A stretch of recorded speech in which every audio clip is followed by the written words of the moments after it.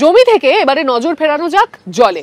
বিশ্বে যত চিংড়ি উৎপাদন হয় তার 55% আসে চাষ থেকে।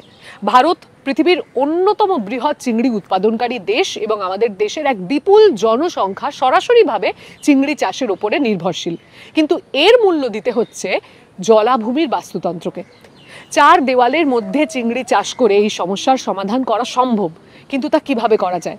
চলুন আপনাদেরকে নিয়ে যাব সিঙ্গাপুরে, যেখানে কৃত্রিম বুদ্ধিমত্তা কাজে লাগিয়ে নতুন উপায় চিংড়ি চাষ করা হচ্ছে। বাড়ির ভেতরে চিংড়ি চাষের এই পরীক্ষামূলক কেন্দ্রটি সম্পূর্ণ স্বয়ংক্রিয়।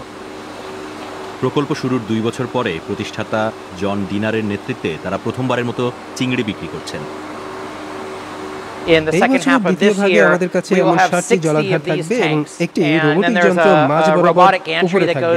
কোনো মানুষকে জলাধার স্পর্শ করতে হয় না এখানে। এটা পুরোপুরি সময় স্বয়ংক্রিয়ভাবে চলছে। চিংড়ি চাষের এই কেন্দ্রটি বন্দরের কাছে একটি গুদামে অবস্থিত। এখানে চিংড়িগুলো তাদের আদর্শ পরিবেশে বেড়ে ওঠে।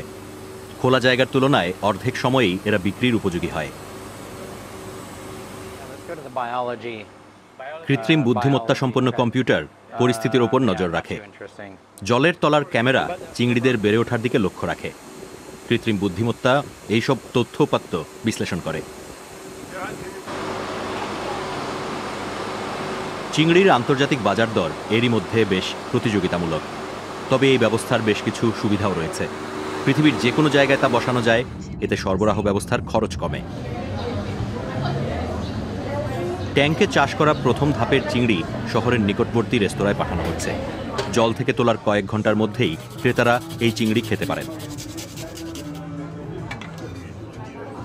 আমরা সবসময় তাদের জানাই কোথা থেকে এই চিংড়ি আসছে এবং এগুলি সিঙ্গাপুরের স্থানীয় চিংড়ি, যা আলাদা। সিঙ্গাপুরে জন্মানো বেশিরভাগ জিনিসই লোকজন খেতে চান না, কারণ এখানকার জলের মান খুব ভালো নয়। সিঙ্গাপুর বন্দরের চিংড়ি উৎপাদন কেন্দ্রটিতে ফেরা যাক। জন ডিনার জল পরিশোধন ব্যবস্থার দিকে নজর দিয়েছেন। এখানকার আলাদা শৈবাল প্রজাতির কারণে এই কেন্দ্রের জল পুনর্ব্যবহার করা যায়। এই চিংড়ি কেন্দ্র একই জল 2 বছর ধরে ব্যবহার করছে। সামুদ্রিক শৈবাল ও চিংড়িতে কোনো রোগের সংক্রমণ ঘটছে কিনা তা নিয়মিত পরীক্ষা করে দেখা হয়। এখন পর্যন্ত কোনো সমস্যা দেখা যায়নি, অথচ চিরাচরিত চিংড়ি চাষে মাঝে মধ্যেই অ্যান্টিবায়োটিক ব্যবহার করতে হয়। জন ডিনার চিংড়ি শিল্পে 10 বছর ধরে কাজ করছেন।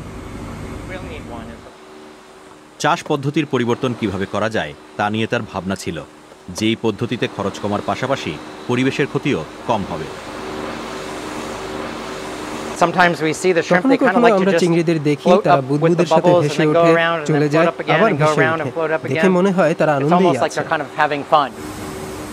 কৃত্রিম বুদ্ধিমত্তা সম্পন্ন এই ব্যবস্থা মুরগি ও গবাদি পশুপালনেও ব্যবহার করতে চান তারা। কিন্তু প্রথমে তারা থাইল্যান্ড থেকে চিংড়ির পোনা কেনার বদলে নিজেরাই চিংড়ির বংশবিস্তার করতে চান।